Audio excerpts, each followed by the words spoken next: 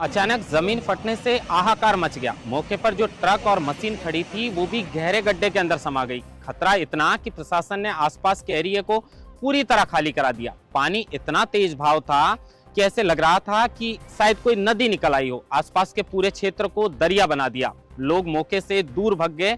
और ये घटना है राजस्थान के जैसलमेर जिले की। दरअसल जैसलमेर जिला जो रेगिस्तान माना जाता है, दूर दूर तक नजर फैलाएंगे तो सिर्फ आपको रेत के टीले नजर आएंगे। पानी की इतनी कमी है कि कई बोरवेल करवाने के बाद भी लोगों को पानी नसीब नहीं होता। उसी जगह पर विक्रम सिंह जो काश्तकार है, जो बीजेपी के मंडल अध्यक्ष भी हैं, उनके खेत में खुदाई का काम चल रहा था। मौके पर जो मशीन खुदाई कर रही थी, लगभग 850 फीट गहरा बोरवेल जाने के बाद अचानक जो है वो जमीन से पानी निकलने लगा और गहरा गड्ढा हो गया।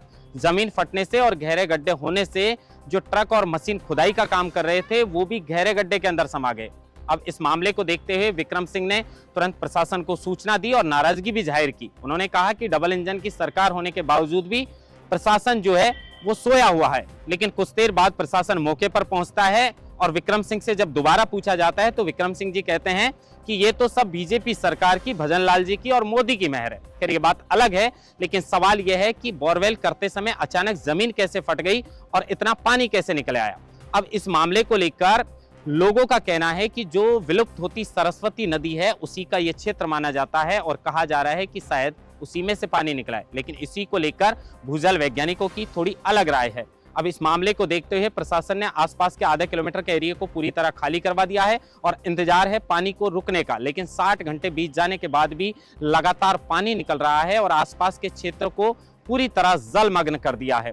अब इस मामले को देखते हुए, खतरे की आशंका को देखते हुए लोग तो वहां पर नहीं जा रहे, लेकिन लोगों के ये नहीं समझ में आ रहा कि आखिर इतना पानी निकला कहां से। अब इस मामले को लेकर कार्यपालिक मजिस्ट्रेट जो मौके पर पहुंचे हैं, उन्होंने क्या कुछ कहा और इस मामले को लेकर भूजल वैज्ञानिक ने क्या कुछ कहा, एक बार सुनिए। काश्तकार विक्रम सिंह भाटी है, वो अपने खेत में ट्यूबवेल खुदवा रहे थे।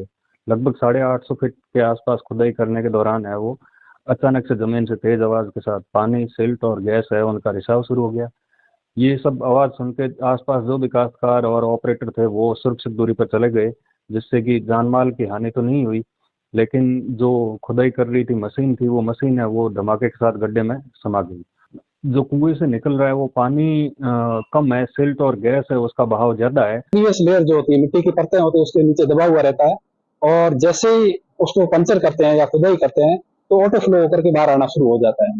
क्योंकि कई इस तरह की कंडीशंस होती है ग्राउंड वाटर के अंदर, जिसकी वजह से कई सालों से जो जमा हो रखा है पानी होता है, अभी भी यहाँ पे भी आप देख रहे हैं कि उसी वजह से यहाँ पानी बड़ी मात्रा में बाहर निकल रहा है और एक कैविटी भी बन रही है।